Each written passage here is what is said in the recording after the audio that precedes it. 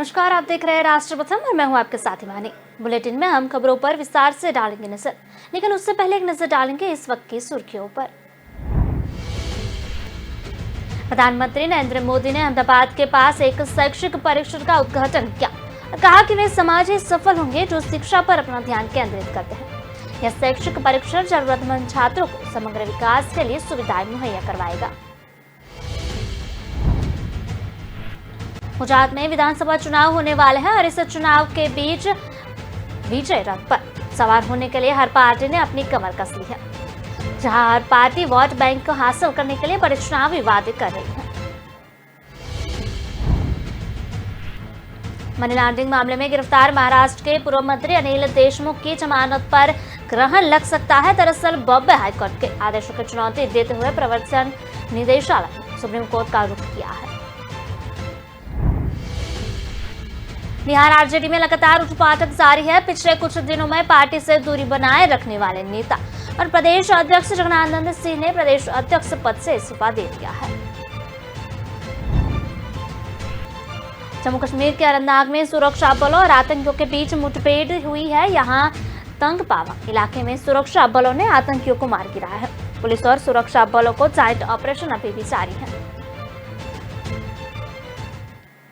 तो चलिए बुलेटिन की खबरों को देखते हैं विस्तार से और बात करते हैं। प्रधानमंत्री नरेंद्र मोदी ने अहमदाबाद के पास एक शैक्षिक परिसर का उद्घाटन किया और कहा कि वे समाज में सफल हो सकते हैं जो शिक्षा पर अपना ध्यान केंद्रित करते हैं। यह शैक्षिक परिसर जरूरतमंद छात्रों को समग्र विकास के लिए सुविधाएं मुहैया कराएगा। झरोरी के पास मोदी शैक्षणिक संकुल की स्थापना मोटवनिक मोदी समाज द्वारा की गई है। प्रधानमंत्री ने कहा कि मैं जोर देता हूँ कि शिक्षा पर ध्यान केंद्रित करने वाले समाज सफल होंगे। युवाओं के लिए शिक्षा और अधिक सुलभ बनाने के तरीकों पर ध्यान केंद्रित करना सफलता के मुख्य तरीकों में से एक है। उन्होंने कहा कि हालांकि हमारी जाति के लोगों को देर हो चुके हैं, लेकिन हम सही रास्ते पर हैं। बता दें कि मोदी रविवार से गुजरात के 3 दिवसीय दौरे पर हैं और मोदी ने बताया कि मुझे खुशी है कि अधिक संख्या में युवा चिकित्सा, इंजीनियरिंग और ऐसे अन्य विषयों पर ध्यान केंद्रित कर रहे हैं। साथ ही मैं कौशल विकास के महत्व पर भी जोर देना चाहता हूँ। भविष्य में अगर किसी छात्र के पास कोई डिग्री नहीं है लेकिन कुछ कौशल है तो वह पर्याप्त होगा।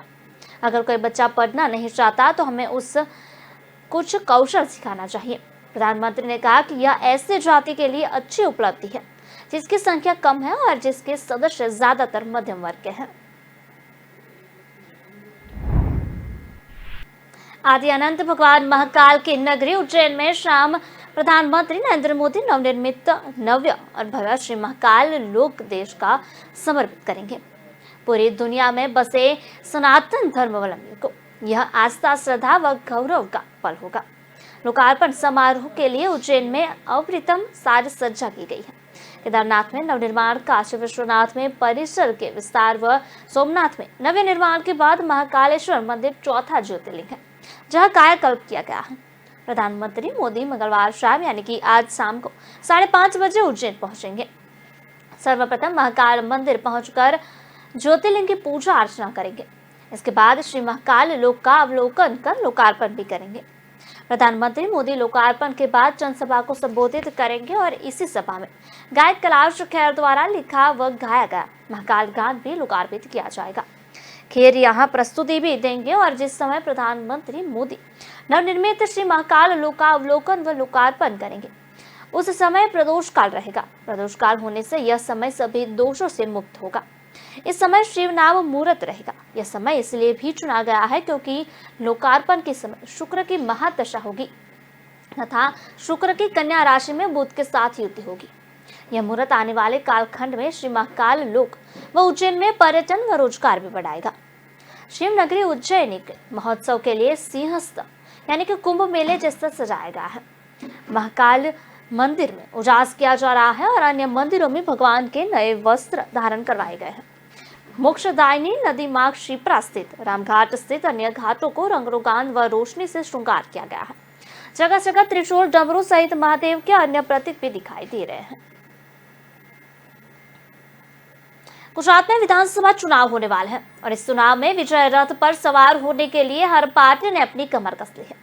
जहां हर पार्टी वोट बैंक को हासिल करने के लिए बड़ी चुनावी वादे कर रही है, और इसी बीच आम आदमी पार्टी के प्रदेश अध्यक्ष गोपाल इटालिया का प्रधानमंत्री नरेंद्र मोदी को लेकर अपशब्द कहने का एक वीडियो सामने आया है।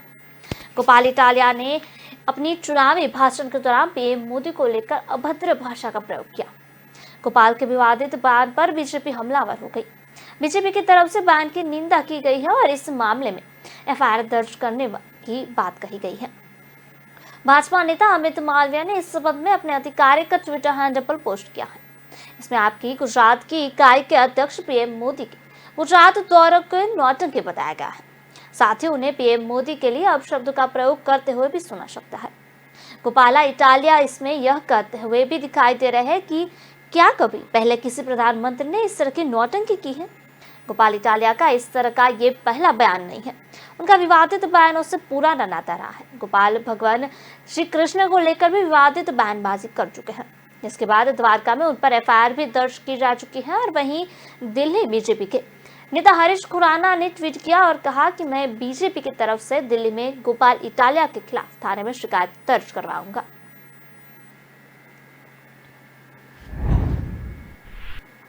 सुप्रीम कोर्ट के न्यायाधीश न्यायमूर्ति हेमंत गुप्ता के सेवानिवृत्त होने से पहले कर्नाटक हिजाब विवाद पर बड़ा फैसला आ सकता है। जानकारी के मुताबिक शीर्ष अदालत इसी सप्ताह इस चर्चित मामले पर अपना फैसला सुनाने की तैयारी में है। दरअसल सुप्रीम कोर्ट में कर्नाटक उच्च न्यायालय के उस फैसले को चुनौती दी गई है, जिसके तहत शैक्षणिक संस्थानों में हिजाब प्रतिबंध को बरकरार रखा गया था। बता दें कि हिजाब विवाद मामले में जस्टिस हेमंत गुप्ता और सुधांशु धुलिया की पीठ ने 10 दिन तक सुनवाई के बाद 22 सितंबर को याचिकाओं पर अपना फैसला सुरक्षित रख लिया था। माना जा रहा है कि इन याचिकाओं पर इसी सप्ताह फैसला सुनवाया जा सकता है, क्योंकि पीठ की अगुवाई कर रहे न्यायमूर्ति गुप्ता 16 अक्टूबर को सेवानिवृत्त होने वाले हैं। मामले की सुनवाई के दौरान याचिकाकर्ताओं की ओर से पेश की वकीलों ने जोर देकर कहा था कि मुस्लिम लड़कियों को कक्षा में हिजाब पहनने से रोकने से उनकी पढ़ाई खतरे में पड़ जाएगी, क्योंकि उन्हें कक्षा में जाने से रोका जा सकता है। वहीं कुछ वकीलों ने इस मामले को 5 सदस्यीय संविधान पीठ के पास भेजने की भी गुजारिश की थी। वहीं राज्य सरकार का तर्क था कि कर्नाटक सरकार का फैसला धार्मिक रूप से तटस्थ था। कर्नाटक उच्च न्यायालय ने 15 मार्च को उडुपी में government pre university girls college की मुस्लिम छात्राओं द्वारा दायर याचिकाओं को खारिज कर दिया था, जिसमें उन्होंने कक्षाओं के भीतर हिजाब पहनने की अनुमति मांगी थी। वहीं अदालत ने कहा था कि हिजाब इस्लाम में अनिवार्य धार्मिक प्रथा का हिस्सा नहीं है। इसके बाद उच्च न्यायालय के फैसले को चुनौती देते हुए उच्च न्यायालय में कई याचिकाएं दायर की गई थी। मनी लॉन्ड्रिंग मामले में गिरफ्तार महाराष्ट्र के पूर्व मंत्री अनिल देशमुख की चुनौती देने के लिए प्रवर्तन निदेशालय यानी कि ईडी ने सुप्रीम कोर्ट को रुख किया है। बता दें कि बॉम्बे हाईकोर्ट ने मनी लॉन्ड्रिंग के मामले में अनिल देशमुख को 4 अक्टूबर को जमानत दे दी थी। जमानत 1 लाख रुपए से मुचलके पर दी गई थी। हालांकि यह जमानत ईडी के केस में मिली थी, इसलिए वे अभी सीबीआई वाले मामले में फिलहाल जेल में है। बता दें कि ईडी की जांच के बाद नवंबर 2021 में देशमुख को गिरफ्तार कर लिया गया था, जिसके बाद से वे न्यायिक हिरासत में हैं। ईडी ने अनिल देशमुख पर आगाही के आरोप लगाते हुए मामला दर्ज किया था। ईडी के अनुसार देशमुख ने मुंबई के विभिन्न बार और रेस्तरां से करीब 4.7 करोड़ रुपए एकत्र किए। इसके साथ ही आरोप है कि देशमुख ने अगले गलत तरीके से अर्जित धन को नागपुर स्थित साई शिक्षण संस्थान को मुहैया कराया, जो उनके परिवार के जरिए नियंत्रित एक शैक्षिक ट्रस्ट है। गौरतलब है कि मुंबई के पूर्व पुलिस आयुक्त परमवीर सिंह ने पिछले साल मार्च में आरोप लगाया था कि देशमुख, जो उस समय राज्य के गृह मंत्री थे, ने पुलिस ने अधिकारियों को शहर के रेस्तरां और बार से प्रतिमाह 100 करोड़ रुपए लेने का लक्ष्य दिया था। देशमुख ने आरोपों से इनकार कर दिया, लेकिन बॉम्बे हाईकोर्ट द्वारा सीबीआई को उनके खिलाफ मामला दर्ज कराने का निर्देश दिए जाने के बाद उन्होंने अपने पद से इस्तीफा दे दिया था।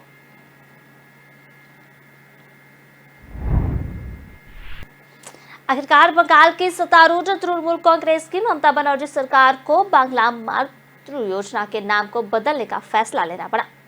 सूत्रों के मुताबिक राज्य सरकार ने केंद्र सरकार को बांग्ला मातृ प्रकल्प का नाम बदलकर प्रधानमंत्री मातृ वंदना योजना करने का आश्वासन दिया है। इसके बाद केंद्र ने राशि जारी की है। 5 दिन की एक बच्ची गंगा में एक टब में बहती मिली। रोने की आवाज सुनकर स्थानीय लोगों ने उसे बचा लिया। बच्ची को मौजूदा मेडिकल कॉलेज अस्पताल में भर्ती कराया गया है। पुलिस यह पता लगा रही है कि बच्ची को किसने और कब बहाया। आशंका है कि बेटी होने के कारण उसे नदी में बहाया गया है। स्थानीय लोग बच्ची को जीवित कोई मां गंगा की कृपा मान रहे हैं। उड़ीसा के सुंदरगढ़ जिले में रविवार को एक फुटबॉल मैच के दौरान बिजली गिरने से एक खिलाड़ी समेत 2 लोगों की मौत हो गई और 21 अन्य घायल हो गए। घटना राजधानी के करीब 350 किलोमीटर दूर जिले के नौगांव प्रखंड के बनीलाटा में एक स्थानीय फुटबॉल मैच के दौरान हुई। घायलों में अधिकांश दर्शक है।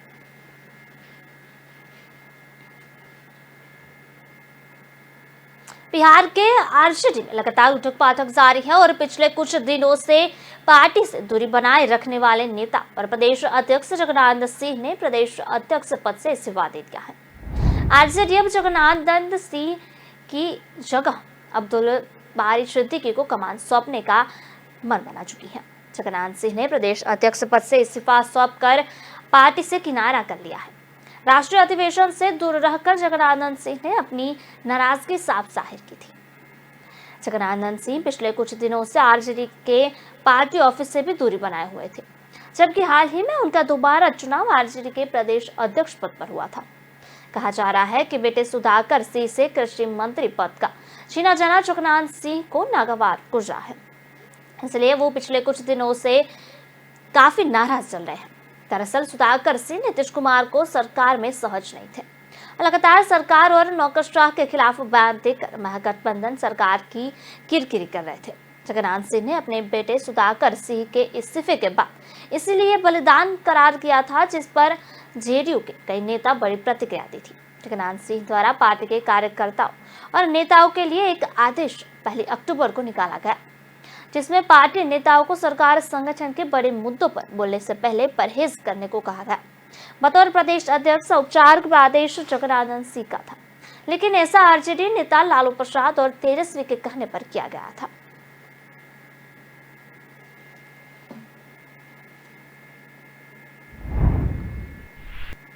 दिल्ली आबकारी घोटाला मामले में केंद्रीय जांच ब्यूरो यानी कि सीबीआई ने बड़ी कार्रवाई की है।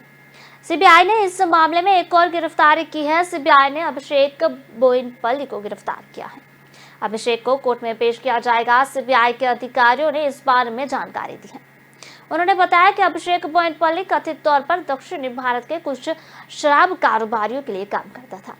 उसे रविवार को पूछताछ के लिए बुलाया गया था। अधिकारियों ने बताया कि सीबीआई ने पाया कि वह कुछ महत्वपूर्ण सवालों से बच रहा था, जिसके बाद उसे देर रात गिरफ्तार कर लिया गया। इससे पहले आम आदमी पार्टी ने नेता विजय नायर को सीबीआई ने गिरफ्तार किया था। इस मामले में दिल्ली के डिप्टी सीएम मनीष सिसोदिया भी आरोपी हैं। बता दें कि सीबीआई ने मनीष सिसोदिया समेत 8 आरोपियों के खिलाफ लुकआउट सर्कुलर नोटिस जारी किया है। एफआईआर में कुल 9 लोग नामजद हैं, जिनमें सिर्फ पैनोड रिकॉर्ड व पूर्व अध्यक्ष मनोज राय के खिलाफ लुकआउट सर्कुलर जारी नहीं किया है।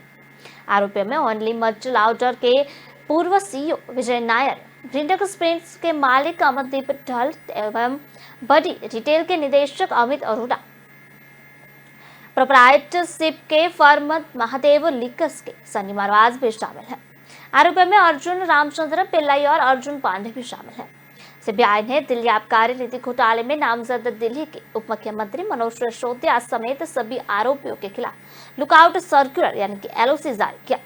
इन सभी को देश छोड़ने पर रोक लगा दी गई है। जम्मू कश्मीर के अनंतनाग में और आतंकवादियों के बीच मुठभेड़ हो गई है। यहाँ लापरवा इलाके में सुखान 2 आतंकियों को मार गिराया है। पुलिस और उन लोगों ने सुरक्षा बलों का जॉइंट ऑपरेशन अभी भी जारी है। जम्मू कश्मीर पुलिस के मुताबिक अभी भी कुछ आतंकियों को छिपे हुए हैं। इसकी आशंका लगाई जा रही है। एक रिपोर्ट्स के अनुसार आतंकियों की मौजूदगी की सूचना के बाद रविवार शाम तंगपावा की तलाशी अभियान चलाया गया। इसी दौरान घेरा सख्त होने पर छिपे आतंकियों ने फायरिंग शुरू कर दी। इसके बाद जवाबी कार्रवाई से मुठभेड़ शुरू हो गई। अक्टूबर में अब तक 7 आतंकियों का एनकाउंटर किया गया है। खबरों का सिलसिला लगातार जारी रहेगा। मिलते एक छोटे से ब्रेक के बाद। सुनो, तेल वेल सब खत्म हो गया। अरे संडे तक तो चलाओ यार। संडे क्यों? क्यों संडे? हर काम संडे। चेक करो deal share app. Deal share app पर मिलते हैं इंडिया के सारे टॉप ब्रांड्स। और हजारों लोकल ब्रांड्स भी। यहाँ बेस्ट क्वालिटी आइटम्स पर शहर में सबसे सस्ते डील्स पा सकते हैं, वो भी हर घंटे। और तो और free delivery, daily cashback and contest भी। अरे मान गया बाबा, लो अभी ऑर्डर करता हूँ ना।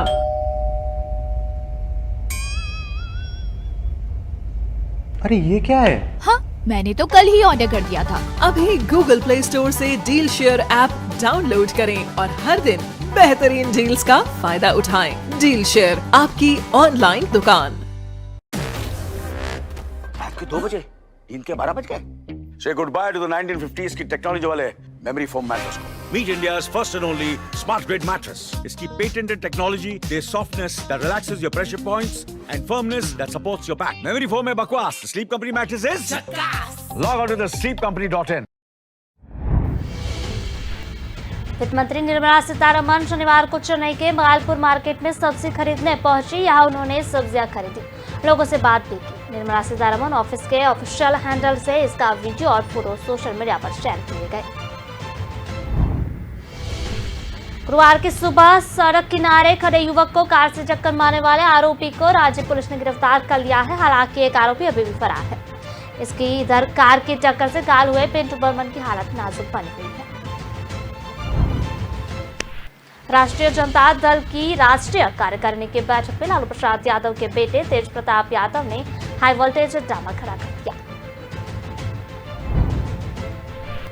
तमिलनाडु के मुख्यमंत्री एम स्टालिन लगातार दूसरी बार द्रविड़ मुनेत्र कड़गम के अध्यक्ष चुने गए। चेन्नई में रविवार को आम परिषद की बैठक में पार्टी नेताओं ने निर्विरोध स्टालिन के नाम पर मुहर लगाई।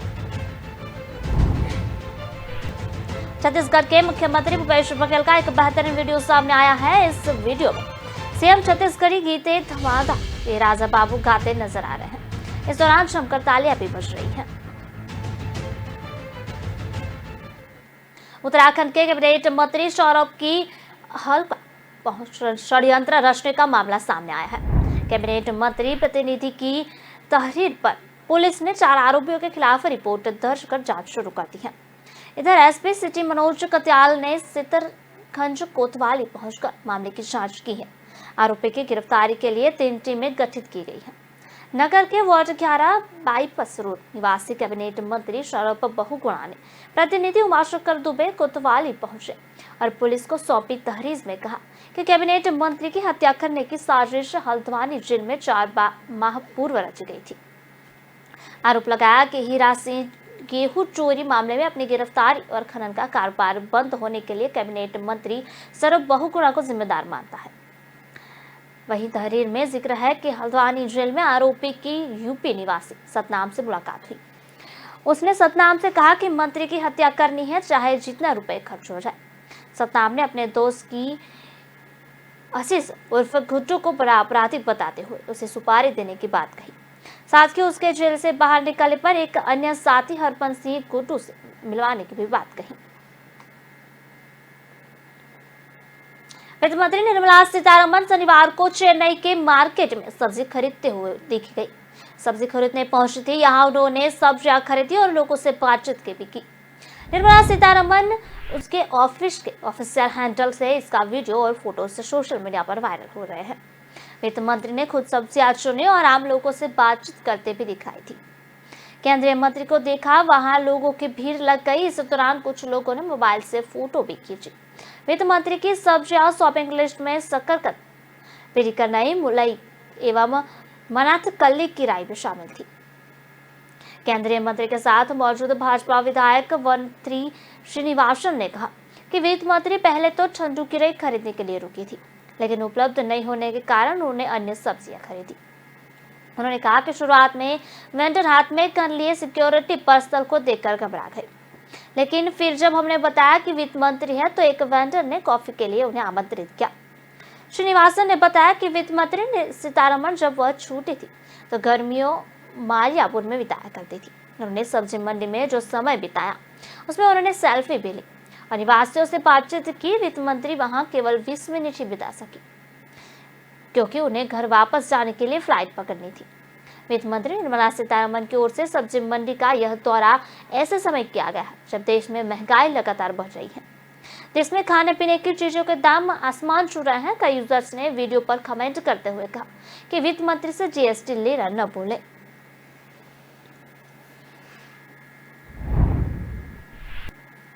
मुंबई के अंधेरी ईस्ट में होने वाले उपचुनाव के लिए उद्धव ठाकरे ने अपनी पार्टी के नाम और निशान की लिस्ट इलेक्शन कमीशन यानी ईसी को सौंपी है।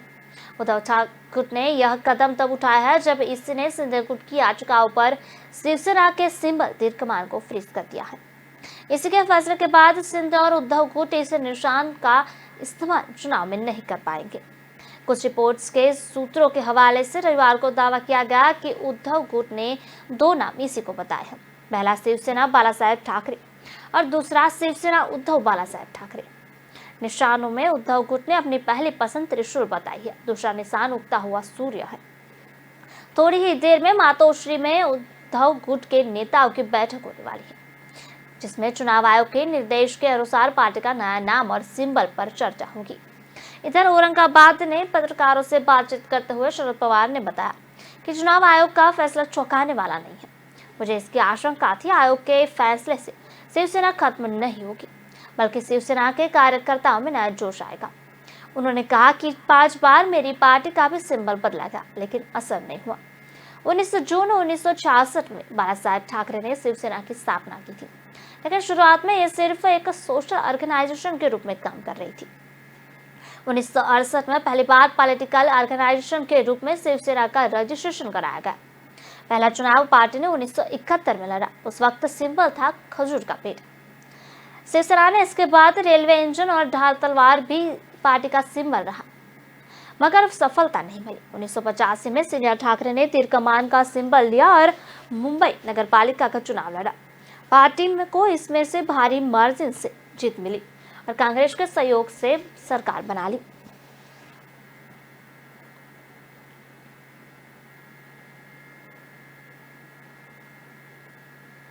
गुरुवार की सुबह सड़क किनारे खड़े युवक को कार से टक्कर मारने वाले आरोपी को पुलिस ने गिरफ्तार कर लिया है।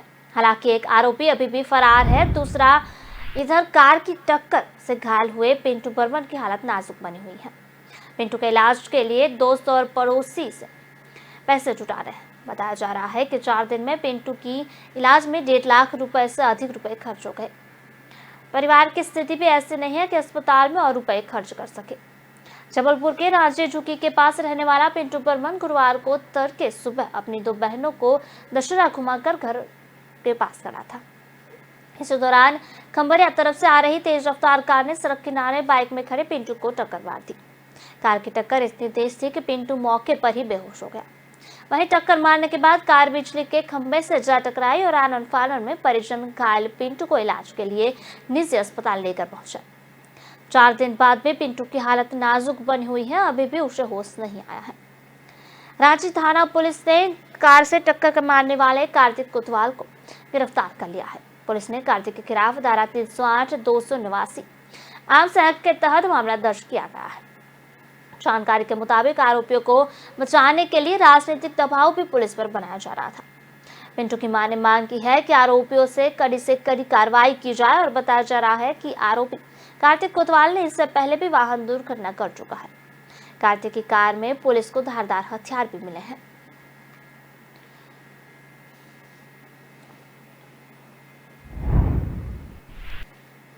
उत्तर प्रदेश के बहराइच जिले में रविवार को तड़के दर्दनाक हादसा हुआ। हादसे में 3 बच्चों समेत 6 की तड़प कर मौत हो गई, जबकि 2 लोग अभी जिंदगी और मौत के बीच जूझ रहे हैं। जानकारी के अनुसार बहराइच के थाना कोतवाली नानपारा के अंतर्गत बाराफात में झलूस में भगरवा मालूपुर में बिजली की एचटी लाइन को चपेट में आने से 6 लोगों की मौत हो गई है। वहीं 2 की हालत अभी भी गंभीर बनी हुई है। उन्हें सामुदायिक स्वास्थ्य केंद्र नानपारा लाया गया है, जहां उनका इलाज अभी चल रहा है। 3 लोगों को जिला अस्पताल रेफर किया गया था। घटना को लेकर सीएम योगी आदित्यनाथ ने दुख जताया है। पुलिस की माने तो यह घटना रविवार सुबह 4 बजे की है। बताया जा रहा है कि सुबह के समय जब बाराफात का जुलूस आ रहा था, उसी समय जुलूस में शामिल ठेले पर लगी लोहे की रोड 11,000 की बिजली लाइन से चढ़ गई। जिले के पुलिस अधीक्षक ने बताया कि बाराफात का जुलूस रात करीब 2 बजे समाप्त हो गया था। पीड़ितों के परिजनों ने बताया कि सुबह करीब 4 बजे ये लड़के पाइप लगे ठेले को बगल के गांव में ले जा रहे थे, तभी हाई टेंशन लाइन की चपेट में आ गए। एक दूसरे को बचाने में 6 लोगों की मौत हो गई। परिजनों ने पोस्टमार्टम कराने से इनकार कर दिया है। उनका कहना है कि दुर्घटना अचानक से हुई है और इसमें किसी का कोई दोष नहीं है। पुलिस बल मौके पर तैनात है।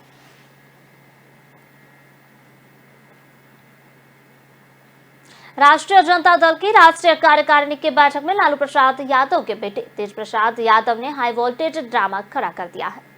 दिल्ली में हो रही इस हाई लेवल बैठक में उनकी पार्टी के राष्ट्रीय महासचिव श्याम रजक ने भिड़ंत हो गई। बैठक से निकलकर तेज प्रताप ने उन पर बहन की गाली देने का आरोप लगाया। हालांकि श्याम रजक ने कहा कि उनकी अपनी पार्टी है, वे जो चाहे आरोप लगाए। इसके बाद तनाव में वे बेहोश हो गए। बैठक में लालू प्रसाद यादव को पार्टी के राष्ट्रीय अध्यक्ष की औपचारिक रूप से फिर से कमान दी जाएगी। पार्टी प्रधानमंत्री नरेंद्र मोदी तथा भारतीय जनता पार्टी के निशाने पर लगी। बैठक में पार्टी सुप्रीमो लालू प्रसाद यादव, बिहार के उप मुख्यमंत्री तेजस्वी यादव सहित पार्टी के तमाम बड़े नेता व 24 राज्यों के आरजेडी प्रदेश अध्यक्ष भी शामिल रहे। बैठक में लालू प्रसाद यादव का स्वागत किया गया। बताया जा रहा है कि तेज प्रताप व श्याम रजक के बीच बवाल की घटना उनकी मौजूदगी में हुई।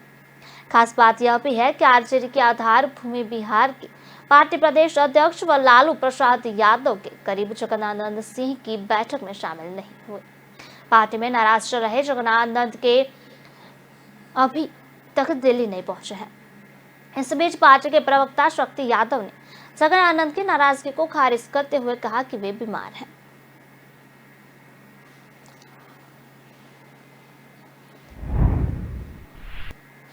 बिहार के सीएम नीतीश कुमार और चुनावी रणनीतिकार प्रशांत किशोर के बीच जुबानी जंग शुरू हो गई है। शनिवार को नीतीश ने पीके पर भाजपा एजेंडे पर काम करने का आरोप लगाया, तो प्रशांत ने भी अगले दिन पलटवार कर दिया। प्रशांत ने कहा कि अब नीतीश कुमार की उम्र हो गई है, जिसकी वजह से वे को बोलते कुछ है और करते कुछ। जन स्वराज पद यात्रा से वीडियो जारी कर पीके ने कहा कि नई सरकार बनने के बाद नीतीश को कुछ समझ नहीं आ रहा है। उनके पास जो लोग हैं उन पर भी वे भरोसा नहीं कर पाएंगे, इसलिए नीतीश को अलग थलग पड़ने का डर सता रहा है। भाजपा एजेंडे पर पीके ने कहा कि अगर मैं भाजपा के एजेंडे पर काम कर रहा होता तो मैं कांग्रेस को मजबूत करने की बात ही क्यों करता। पीके के जवाबी हमलावर के बाद जेडीयू ने राष्ट्रीय अध्यक्ष ललन सिंह ने कहा कि जब प्रशांत किशोर यूपी में समाजवादी पार्टी और कांग्रेस के लिए काम कर रहे थे, उस समय वह नीतीश कुमार के पास आकर बोले थे कि आप जेडीयू का विलय कांग्रेस के साथ कर लीजिए। तब नीतीश कुमार ने साफ मना कर दिया था, मैं वही था। प्रशांत किशोर जो झूठ बोल रहे हैं, वह अलग अलग तरीके से मुख्यमंत्री नीतीश कुमार के पास मैसेज भिजवा रहे थे। मैं आपके साथ काम करना चाहता हूं, नीतीश कुमार ने कहा कि राष्ट्रीय अध्यक्ष से मिल जाइए। वह आकर कई घंटे तक मुझसे बात किए और मुझे उन्होंने ऑफर दिया था कि आपको केंद्र में मंत्री बनवा देता हूं और नीतीश कुमार को भी मैनेज कर लेता हूं। प्रशांत किशोर बीजेपी के लिए भी कैंपेन कर रहे हैं। हो सकता है कि उनको डर हो कि कई सीबीआई उनके पीछे ना पड़ जाए।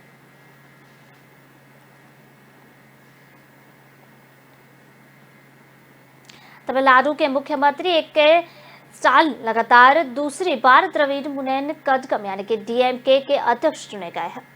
चेन्नई में रविवार को आप परिषद की बैठक में पार्टी में नेताओं ने निर्विरोध स्टालिन के नाम पर मुहर लगाई।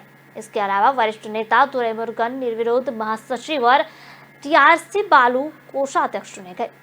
इन तीनों ही ने 7 अक्टूबर को अपने अपने पदों पर नामांकन दाखिल किया था। टीम के विभिन्न पदों के लिए पार्टी में चुनाव कराती रही है और इस साल के चुनाव सितंबर के अंत में खत्म हुए थे। एमके स्टालिन, दुराईमुरुगन और टीआर बालू को लगातार दूसरे कार्यकाल के चुना गया है।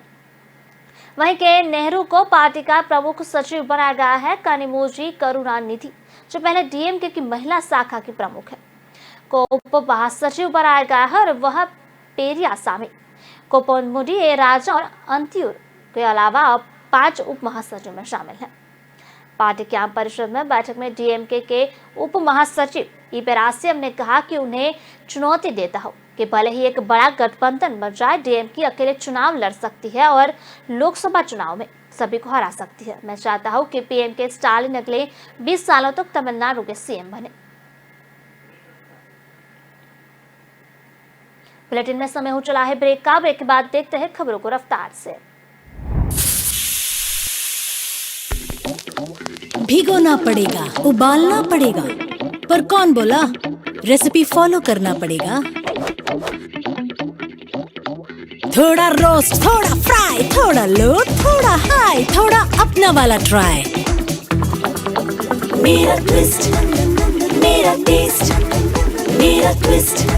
वंडर मसालों की रेंज है तैयार, जिन्हें है आपके ट्विस्ट का इंतजार। अमृतसरी छोले, मेरे वाले छोले। वंडर मसाला। मेरा ट्विस्ट, मेरा टेस्ट। मानसून सीजन जाने के बाद भी अब भी देश भर में बारिश का कहर जारी है। मौसम विभाग ने बताया कि उत्तर प्रदेश, दिल्ली, उत्तराखंड व मध्य प्रदेश, राजस्थान, आंध्र प्रदेश, केरल, गुजरात और महाराष्ट्र समेत कई राज्यों में बारिश के दौर जारी रहेगा। दिल्ली के लाहौरी गेट के पास शनिवार रात 2 मंजिला इमारत गिर गई थी। हादसे में 4 साल के एक बच्चे की मौत हो गई। वहीं यूपी के कई जिलों में 4 दिन से लगातार बारिश हो रही है और इसके चलते अब तक 30 लोगों की मौत हो गई है। प्रदेश में भारी बारिश की चेतावनी के बीच सभी स्कूलों सोमवार आज बंद रहेगी। मध्य प्रदेश में राजधानी भोपाल समेत कई शहरों में सोमवार को तेज बारिश की वजह से चेतावनी भी दी गई थी। राजस्थान के जयपुर, अजमेर, भरतपुर समेत 16 जिलों में 11 अक्टूबर तक बारिश जारी रहेगी। सिक्किम में रविवार सुबह तेज बारिश से कई स्थानों पर लैंडस्लाइड हुआ और जिससे गंगटोक और पश्चिम बंगाल के बीच सड़क संपर्क टूट गया। यूपी में पिछले 4 दिनों से जमकर बारिश हो रही है और रविवार को मथुरा, आगरा, लखनऊ, नोएडा सहित अलीगढ़ समेत कई शहरों में बारिश हो रही है। भारी बारिश की चेतावनी को देखते हुए लखनऊ और कानपुर, आगरा, मेरठ, मुरादाबाद समेत कई जिलों में 12वीं तक के स्कूलों को बंद रखने का आदेश जारी किया गया है। मौसम विभाग ने बताया कि 18 से 24 घंटे के लिए भारी बारिश की संभावना जताई है।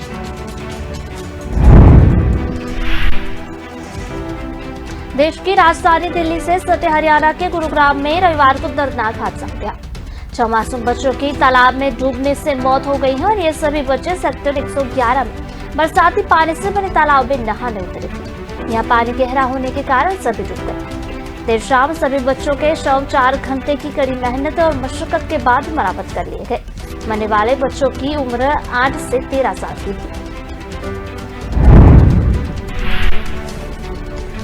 जानकारी के मुताबिक गुरुग्राम में 2 दिन हुई बारिश के बाद सेक्टर 111 के पास तालाब में ज्यादा पानी भरा हुआ था। रविवार दोपहर के बाद करीब 3 से 6 बच्चे तालाब में नहाने के लिए गए और बच्चों को तालाब में पानी की गहराई का अंदाजा नहीं था। नहाते हुए वह डूब गए और एक बच्चे को डूबते हुए लोगों ने देखा तो मामले की सूचना पुलिस को दी। हादसा शंकर विहार के पास हुआ है और जहां तालाब है वह क्षेत्र MPM का है।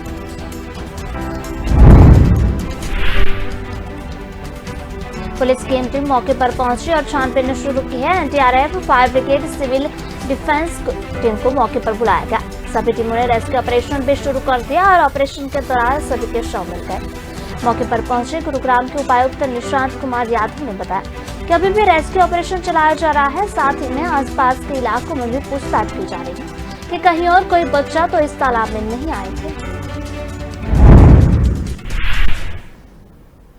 पंजाब के मुख्यमंत्री भगवंत मान ने बताया कि गुजरात के लोगों ने किसी विकल्प की कमी के कारण भाजपा को 27 साल से अधिक का समय दिया, लेकिन अब राज्य में बदलाव की हवा चल रही है। गुजरात में एक विशाल रैली को संबोधित करते हुए मुख्यमंत्री ने बताया कि 27 साल गुजरात विकास पक्ष से पिछड़ा है।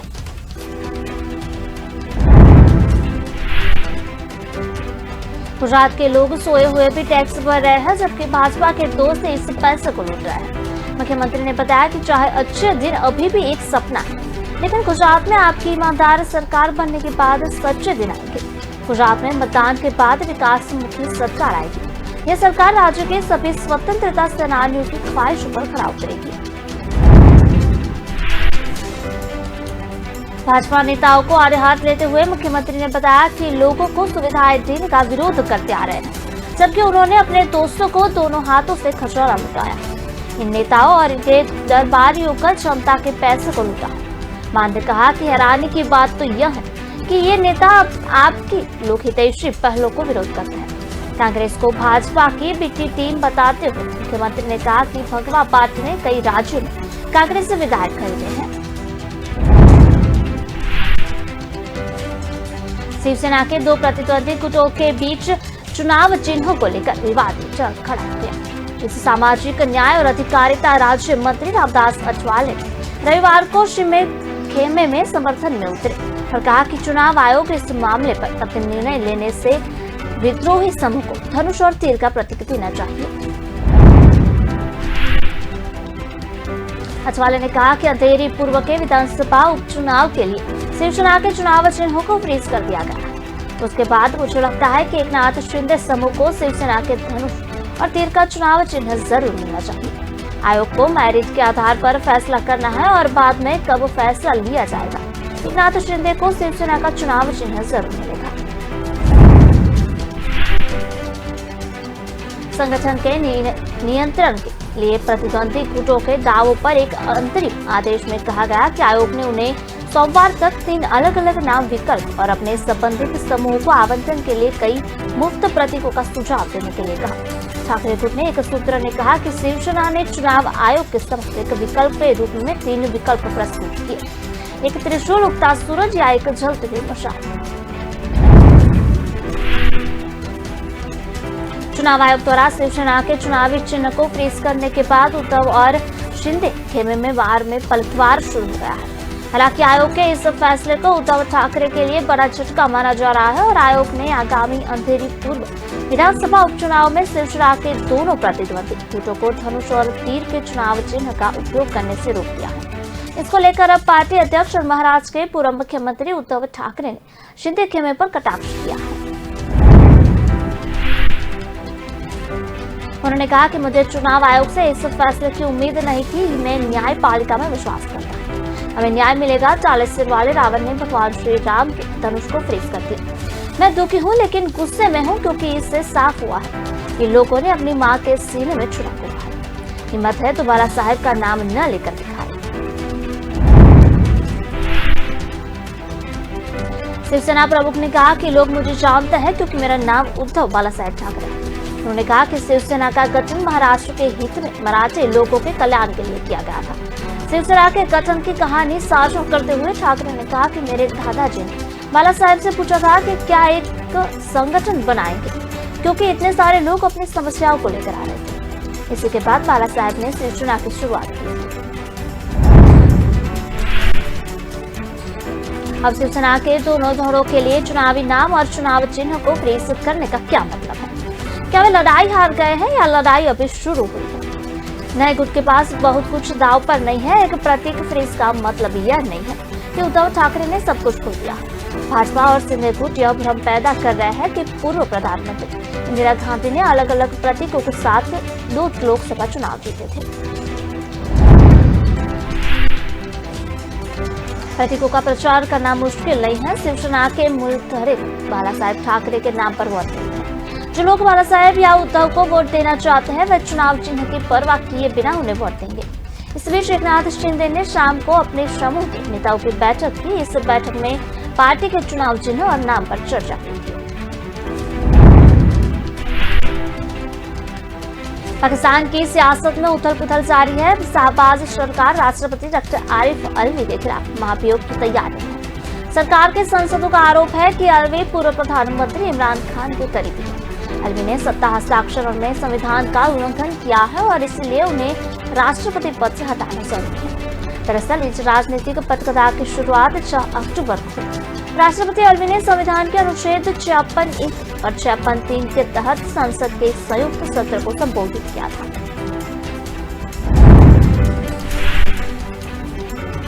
इसके बाद ही महाभियोग की मांग उठ रही है और अलवी ने स्वतंत्र और निष्पक्ष चुनाव कराने और ध्रुवीकरण को समाप्त करने की बात की। हालांकि राष्ट्रपति के संबोधन के दौरान भी हाल करीब करीब खाली थे। 422 से केवल 15 सांसद उपस्थित थे। PMLN, PPP और GY1 के संवादों ने बिना किसी पूर्व सूचना के राष्ट्रपति अभिभाषण का बहिष्कार किया। पाकिस्तान के विदेश मंत्री बिलावल भुट्टो ने कहा कि उनकी पार्टी पाकिस्तान पीपुल्स पार्टी मांग करती है कि राष्ट्रपति अलवी के खिलाफ महाभियोग की प्रक्रिया जल्द से जल्द शुरू होनी चाहिए। अब अविश्वास मत लाया गया और उस दौरान भी अलवी की मिलीभगत सामने आई। इसलिए PPP ने सहयोगी दलों के साथ मिलाकर उनके संबोधन का बहिष्कार किया। PMLN के सांसद शाहनवाज रांझा ने बताया कि अलवी संवैधानिक कर्तव्य का पालन नहीं कर रहे हैं। ईरान में 22 वर्षीय महसा अमीनी की पुलिस कस्टडी में मौत के बाद 16 सितंबर से प्रोटेस्ट चल रहा है। सड़कों पर महिलाएं अपने साथ हो रही नाइंसाफियों के खिलाफ आवाज उठा रही है। इस आंदोलन का कोई लीडर नहीं है। हर व्यक्ति अपनी मर्जी से सरकार के जुल्म और महिलाओं पर मनमानी के खिलाफ मैदान में उतरा है। सरकार विरोध का दबाना चाहती है, इसको लिए लोगों को मार रही है, लेकिन मुझे उम्मीद है कि इस बार तस्वीर बदलेगी और तानाशाह सरकार गिरेगी और महिलाओं को न्याय मिलेगा। ये बात ह्यूमन राइट्स एडवोकेट नसरीन सेतुई ने कही। एक नसरीन ने मार्च 2019 में महिला अधिकारों के लिए आवाज उठाने पर ईरानी सरकार ने 38 साल और 148 करोड़ की सजा सुनाई थी। फिलहाल वो खराब सेहत के चलते जेल से बाहर है। नसरीन कहती है कि मुझे किसी भी वक्त फिर गिरफ्तार किया जा सकता है। ईरान में आज से पहले इतना बड़ा विरोध प्रदर्शन पहले कभी नहीं हुआ। 40 साल में यह दर्द, दमन और यातना की हर महिला अपनी एक कहानी है। महिलाओं के पहनावे पर सैकड़ों आदेश जारी किए गए हैं। आवाज उठाने वालों को जेल में डाल दिया गया। इतना ही नहीं, उनके साथ रेप भी किया गया। दिल्ली में अब बाजार और रेस्तरां 24 घंटे खुले रहेंगे। उपराज्यपाल एनकेएलजी के सेक्शन 314 एप्लीकेशन को मंजूरी दी है। इनमें online shopping, delivery shops, hotel, restaurant और ट्रांसपोर्ट सेवाओं से जुड़ी चीजें शामिल हैं। एलजी ऑफिस रविवार को भी इस फैसले की जानकारी दी है और इस फैसले से बड़े शहरों में नाइट लाइफ कल्चर को भी बढ़ावा मिलने की उम्मीद है। इसमें ट्रांसपोर्ट, ट्रेवल सहित कई केपीओ और बीपीओ को भी शामिल किया गया है। इस मामले नोटिफिकेशन जल्द जारी होने की संभावना है। एलजी ने आदेश दिया है कि दिल्ली में इन्वेस्टर्स और बिजनेस के अनुकूल माहौल को बढ़ावा देने के लिए इस तरह के एप्लीकेशन को एक तय समय सीमा के भीतर निपटाया जाए। सेक्शन 8 के मुताबिक अगले हफ्ते से 300 से अधिक प्रतिष्ठान राष्ट्रीय राजधानी में 24 घंटे काम कर सकेंगे। उपराज्यपाल ने यह आदेश दिया है कि इस निर्णय से संबंधित नोटिफिकेशन 7 दिन के अंदर ही जारी किया जाए। उन्होंने यह भी बताया कि ऐसे एप्लीकेशन पर निश्चित समय पर सीमा में फैसला होना चाहिए।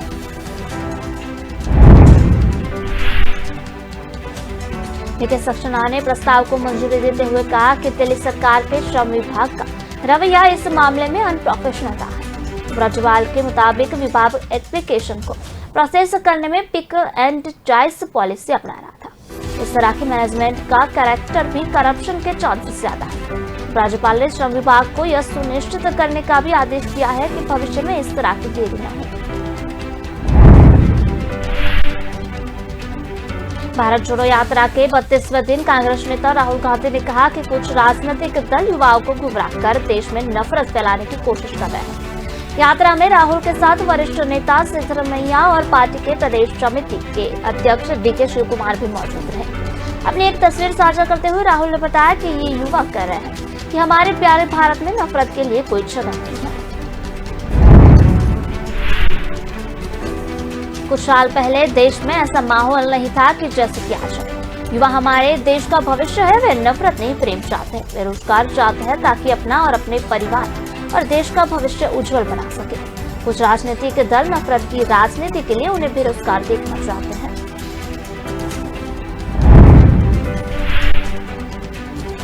राष्ट्रीय स्वयंसेवक संघ के नेता इंद्रेश कुमार ने बताया कि स्वतंत्रता सेनानी वीर सावरकर ने जेल में यातना से भरी दोहरी उम्र कैद काटी, जबकि कांग्रेस के नेता कैद के दौरान आराम से समय बिता चुके। इंद्रेश ने राहुल गांधी के सावरकर को और अंग्रेजों को पेंशन मिलने की बात का जवाब देते हुए यह बात कही। उन्होंने यह भी कहा कि देश में अब और मंदिरों को नहीं तोड़ा जा सकता है। उन्होंने कहा कि लव जिहाद के साथ साथ धर्मांतरण भी नहीं होना चाहिए। दिवाली और छठ की पूजा में दिल्ली का सफर आसान होगा। यात्रिकों की बढ़ती भीड़ को देखते हुए रेलवे की ओर से दिल्ली के लिए 2 और पूजा स्पेशल ट्रेन चलाई जाएगी। पहली ट्रेन आनंद विहार टर्मिनस झारखंड पूजा स्पेशल वाया गोरखपुर चलेगी, जबकि दूसरी ट्रेन आनंद विहार टर्मिनस सहरसा पूजा स्पेशल वाया गोरखपुर चलाई जाएगी। एनी रेलवे के CPRO पंकज कुमार ने बताया, इस ट्रेन में टिकटों की बुकिंग शुरू हो चुकी है और दोनों ट्रेन का शेड्यूल जारी कर दिया गया है। वाहनों से हो रहे प्रदूषण के बाद अब दिल्ली वालों की इलेक्ट्रिक ईवी व्हीकल खूब उभा रही है। दिल्ली वालों को ईवी व्हीकल कितनी पसंद आ रही है कि वर्ष 2022 10 माह में ही 41,000 से अधिक ईवी व्हीकल की बिक्री हुई है। अब तक 72,000 से ईवी व्हीकल रजिस्टर हुई है और दिल्ली सरकार अगले 3 वर्षों में 18,000 चार्जिंग पॉइंट स्थापित करने की भी योजना बना रही है। दिल्ली के दरियापुर इलाके में एक शोरूम के बाहर बाइक सवार 2 बदमाशों ने जमकर फायरिंग की। फायरिंग के बाद एक बदमाश शोरूम के मालिक से 50 लाख की रंगदारी मांगने के लिए अंदर गया। केंद्रीय अन्वेषण ब्यूरो यानी कि सीबीआई ने जम्मू कश्मीर, बिहार और मेघालय के राज्यपाल ऋषिकेश सत्यपाल मलिक से पूछताछ शुरू कर दी है। 4 अक्टूबर को ही मलिक ने राज्यपाल के तौर पर अपना 5 साल का कार्यकाल पूरा किया। राजस्थान में मचे सियासी घमासान के बीच राज्यसभा सांसद डॉक्टर किरोड़ी लाल मीणा ने सचिन पायलट को लेकर बयान दिया। मीणा ने कहा कि पायलट यदि स्वाभिमानी है तो उन्हें जवाब देना चाहिए और कांग्रेस में नहीं रहना चाहिए। प्रधानमंत्री स्मृति चिन्ह 2022 की नीलामी की तारीखों की आगे बढ़ा दिया गया है। स्मृति चिन्हों की यह नीलामी अब 12 अक्टूबर को होगी। अंकिता हत्याकांड में एसआईटी ने मुकदमे को 2 और धाराएं जोड़ी है। अंकिता को मेहमानों के साथ पुरकित संबंध बनाने के लिए कहा गया था। इसके साथ ही एक मेहमान ने उसे गलत निगाह रखते हुए भी गले लगाया। दिल्ली के केजरीवाल सरकार के मंत्री राजेंद्र पाल गौतम के हिंदू देवी देवताओं को बहिष्कार करना चुकानी पड़ी। बहिष्कार करना आखिरकार उन्हें भारी पड़ गया है और इसकी कीमत उन्हें मंत्री पद गंवाकर चुकानी पड़ रही है। राजेंद्र पाल गौतम ने रविवार को अपने पद से इस्तीफा दे दिया है और राजेंद्र पाल गौतम अब सरकार में समाज कल्याण मंत्री के पद पर थे। हाल ही में एक कार्यक्रम में विवादित शपथ दिलाने को लेकर भाजपा पर आरोप अब सरकार पर हमलावर थी। वहीं सरकार ने भी अपने मंत्री से स्पष्टीकरण मांगा था। हाल में वायरल हुए एक वीडियो में कोई बौद्ध संत सैकड़ों लोगों को हिंदू धर्म से बौद्ध धर्म में प्रवेश दिला रहे थे। इनमें आम आदमी पार्टी के मंत्री राजेंद्र पाल गौतम भी थे। वीडियो में सभी को यह कहते हुए सुना जा सकता है, मैं ब्रह्मा, विष्णु और महेश को नहीं मानूंगा, मैं रामकृष्ण की पूजा नहीं करूंगा, मैं किसी भी हिंदू देवी देवता को नहीं मानूंगा। इस कथित धर्मांतरण की घटना पर विश्व हिंदू परिषद यानी कि विहिप ने कठोर प्रतिक्रिया व्यक्त की थी। संगठन ने इसे साजिश हिंदू समाज को बांटने और कमजोर करने की साजिश बताया था। विहिप के वरिष्ठ नेता विनोद बंसल ने आरोप लगाया कि अब तक अरविंद केजरीवाल और उनकी आम आदमी पार्टी मुस्लिम तुष्टीकरण कर रही थी और ईसाई मिशनरियों को साथ दे रही थी। अब उसके मंत्री खुलेआम हिंदू धर्म के देवी देवताओं के खिलाफ बातें कर रहे हैं और लोगों ने उनसे खिलाफ शपथ दिलवा रहे हैं। बंसल ने इस सबसे खराब राजनीति का चेहरा बताया है और कहा था कि इस मामले में कठोर कार्रवाई की जानी चाहिए।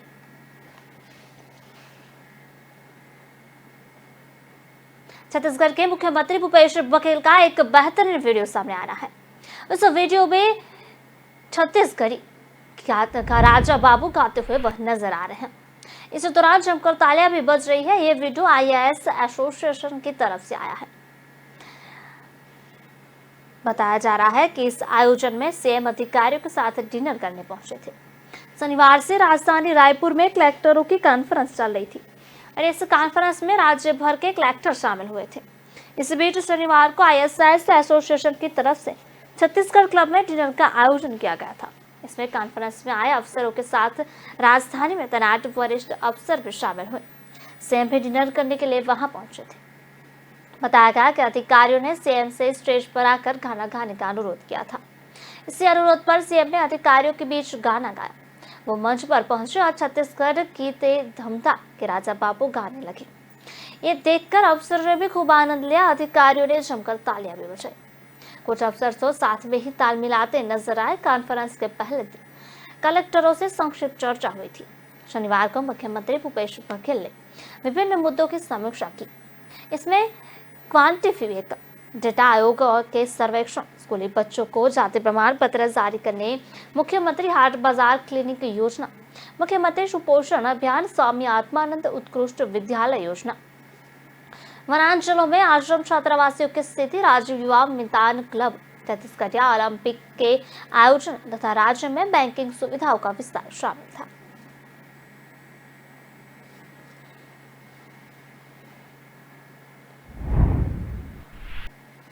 भारतीय जनता पार्टी में मुख्यमंत्री चेहरे के लिए रह रही रसाकसी के बीच मुख्यमंत्री वसुंधरा राजे ने बताया कि मेरे जीवन में कुछ भी सीधे सीधे नहीं होता है, संघर्ष के बाद ही कुछ मिलता है। उन्होंने कहा कि करनी माता का आशीर्वाद मिल गया है तो आगे काम अब सफल ही होगा। राज्य विशेष हेलीकॉप्टर से यहां पहुंची और करनी माता मंदिर में करीब आधा घंटे तक विशेष पूजा अर्चना की। इस दौरान उनके साथ बेटे दुष्यंत सिंह भी थे। दर्शन के बाद वो जनसंवाद कार्यक्रम में पहुंचे, जहां कार्यकर्ताओं को संबोधित करते हुए महाराजा गंगा सिंह करनी माता के आशीर्वाद लेने आए थे। यहाँ सफेद चूहा देखने के बाद ही वो आगे बढ़ते थे, तब उनका काम सफल होता था। आज मुझे भी माता ने आशीर्वाद दे दिया है। जब भगवान का आशीर्वाद मिल जाता है तो कौन है जो रास्ते में खड़ा हो सकता है। पूर्व मुख्यमंत्री ने मुख्यमंत्री अशोक गहलोत की सरकार पर हमला बोलते हुए बताया कि पिछले 4 सालों में राजस्थान की जनता के साथ विश्वासघात हुआ। जनता ने आपको काम करने के लिए चुना था, लेकिन आपने अपनी सरकार को बचाने के लिए, कुर्सी बचाने के लिए समय निकाल दिया। मंच पर सिर्फ राज्य के लिए ही एक कुर्सी लगाई गई थी, किसी अन्य नेता को मंच पर स्थान नहीं दिया गया। कार्यक्रम का आयोजन करने वाले देवी सिंह भाटी स्वयं मंच पर नहीं थे। भाटी एक माइक अपने हाथ में रखकर सभा का संचालन कर रहे थे।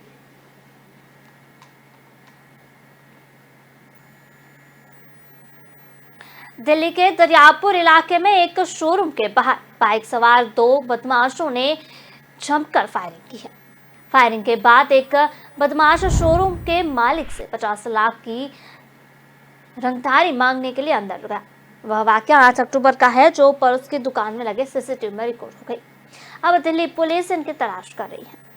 वीडियो के मुताबिक दोनों हमलावर बाइक पर थे। दुकान के सामने आकर एक बदमाश पहले बाइक से कई राउंड फायर करता रहा। कुछ सेकंडों बाद वह दुकान के अंदर जाता है और फिर उस शख्स के बाहर आने पर दोनों बाइक वहां से निकल जाते हैं। इस घटना के शिकार व्यापारी ने दिल्ली पुलिस में शिकायत दर्ज कराई है कि ये बदमाश उससे 50 लाख की रंगदारी मांग रहे थे।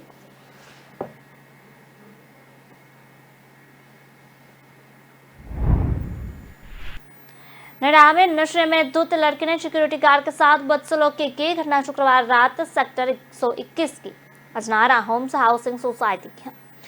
जिस समय लड़की कार के साथ बदतमीजी कर रही थी, उस समय यहाँ पुलिस भी मौजूद थी, लेकिन कार को बचाने की जगह तमाशा देखती रही। बाद में पुलिस ने शांति भंग की धारा में फेज 3 थाना क्षेत्र में 2 लड़कियों के खिलाफ केस दर्ज किया है। बताया जा रहा है कि लड़कियां कार से सोसाइटी पहुंची, कार पर स्टिकर नहीं लगा था, इसलिए गार्ड ने गेट नहीं खोला। इस बात पे भी भड़क गई और जमकर ड्रामा किया। घटना के वायरल वीडियो में देख रहा है कि 3 लड़कियां शराब के नशे में धुत हैं। इनमें से एक ने गार्ड को कॉलर पकड़ा और उसकी टोपी फेंक दी। इस दौरान गार्ड के पीछे हाथ बांधकर खड़ा रहा। लड़की किसी विषय के बारे में भी पूछ रही थी। वीडियो में दिख रहा है कि हंगामा करने वाली लड़की न ठीक से खड़ी हो पा रही थी और न ही बोल पा रही थी। इस दौरान उनके साथ खड़ी एक और लड़की उससे ये सब करने से मना कर रही है, लेकिन वह मानती नहीं है। वह कहती है कि मेरा बाप भी तो कुछ है। हंगामा कर रही लड़की की दोस्त मोबाइल लेकर वीडियो बनाती हुई दिख रही है। पुलिस ने बताया कि लड़कियां अजनारा होम्स में किराए पर रहती हैं। एडीसीपी एसएम खान ने बताया कि दोनों युवतियों के खिलाफ एनसीआर यानी कि नॉन कॉलेजेबल रिपोर्ट दर्ज कराई गई है। 1 मिनट 21 सेकंड का यह वीडियो साफ दिख रहा है कि युवती नशे में धुत है और कॉलर पकड़ने वाली लड़की का नाम अंजलि है और नैनीताल की रहने वाली है। वहीं दूसरी काकुल है। अंजलि का फूड सप्लीमेंट का काम है, जिसे जिम में सप्लाई किया जाता है। केंद्रीय अन्वेषण ब्यूरो यानी कि सीबीआई ने जम्मू कश्मीर, बिहार और मेघालय के राज्यपाल रह चुके सत्यपाल मलिक से पूछताछ शुरू कर दी है। 4 अक्टूबर को ही मलिक ने राज्यपाल के तौर पर अपना 5 साल का कार्यकाल पूरा किया है। अब उनके रिटायरमेंट के बाद सीबीआई एक्शन मोड में आ गई है। बताया जाता है कि 2 दिन पहले दिल्ली स्थित सीबीआई कार्यालय में ये पूछताछ हुई थी। मलिक पिछले 2 साल से केंद्र सरकार को घेरते नजर आ रहे हैं। खासतौर पर किसान आंदोलन के बाद मलिक ने सीधे प्रधानमंत्री पर निशान साधना शुरू कर दिया था। तब से वह लगातार केंद्र सरकार की जमकर आलोचना करते आ रहे हैं। खुले मंच से उन्होंने सरकार पर कई गंभीर आरोप भी लगाए। अब सीबीआई की पूछताछ के बाद कई तरह की कासबाजी शुरू हो गई है। दरअसल सत्यपाल मलिक ने दावा किया था कि उन्हें 23 अगस्त 2018 से 30 अक्टूबर 2019 के बीच जम्मू कश्मीर के राज्यपाल के तौर पर उनके कार्यकाल के दौरान 2 फाइलों को मंजूरी देने के लिए 300 करोड़ रुपए की रिश्वत की पेश की गई थी। उन्होंने कहा था कि कश्मीर जाने के बाद 2 फाइलें मेरे पास मंजूरी के लिए आई। इसमें से एक अंबानी की थी और दूसरी RSS यानी कि राष्ट्रीय स्वयंसेवक संघ से जुड़े एक व्यक्ति की, जो महबूबा मुफ्ती के नेतृत्व वाली पूर्ववर्ती PDP भाजपा गठबंधन सरकार में मंत्री थे और प्रधानमंत्री नरेंद्र मोदी के बहुत करीब होने का दावा करते थे। मुझे दोनों विभागों के सचिवों द्वारा सूचित किया गया था कि यह एक घोटाला है। मैंने उसी के अनुसार दोनों सौदे रद्द करवा दिए। सचिवों ने मुझसे कहा था कि आपको प्रत्येक फाइल को मंजूर करने के लिए 150 करोड़ रुपए मिलेंगे, लेकिन मैंने उससे कहा कि 5 कुर्ता पजामा लेकर आया हो और उसी के साथ जाऊंगा।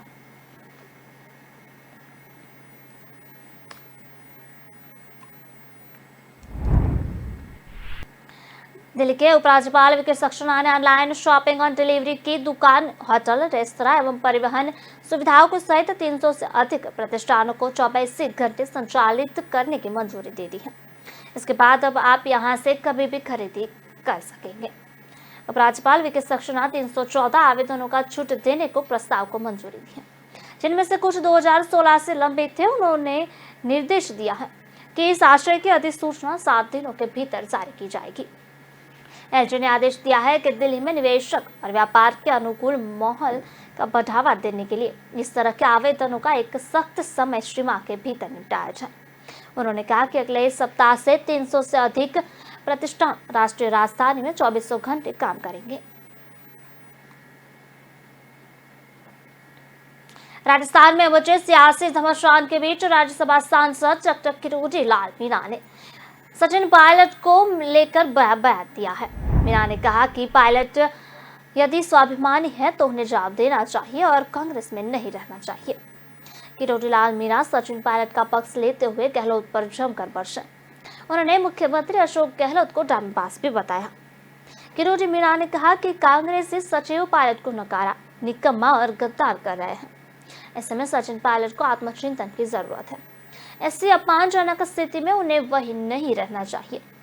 पायलट को अपने और पूर्वी राजस्थान के हित में कोई न कोई फैसला लेना चाहिए। सचिन पायलट खुद निर्णय कर रहे हैं कि वह आप में जाएंगे या भाजपा और बसपा को अपनाएंगे या फिर खुद की पार्टी बनाएंगे। राजस्थान में सियासी ड्रामे को लेकर सांसद मीणा ने गहलोत सरकार पर जमकर जुबानी हमला बोला। उन्होंने कहा कि जनता सैंडविच बनी हुई है, प्रशासन बेलगाम हो चुका है। उन्होंने कहा कि मुख्यमंत्री अशोक गहलोत पद का लोभ नहीं होने की बात करते हैं, लेकिन 1 साल के सीएम बने रहने के लिए पूरा ड्रामा भी उन्होंने कराया। बिना मुख्यमंत्री के शौकीन शांति धारीवाल इतना बोल नहीं सकते थे। महेश जोशी व्हिप जारी कर शांति धारीवाल के घर बैठक नहीं बुला सकते थे। इसके अलावा प्रताप सिंह खाचरियावास बढ़ चढ़कर बयानबाजी नहीं कर सकते थे।